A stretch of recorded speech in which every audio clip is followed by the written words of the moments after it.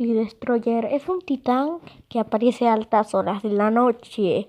Él va a ciudades para luego destruir las ciudades. Muy pocas personas sobreviven, pero ¿cuál es su sonido cuando está cerca? Bueno, ahora te voy a poner un audio para que escuches si Destroyer está cerca. Si escuchas esto a altas horas de la noche, por favor escóndete. En 3, 2, 1.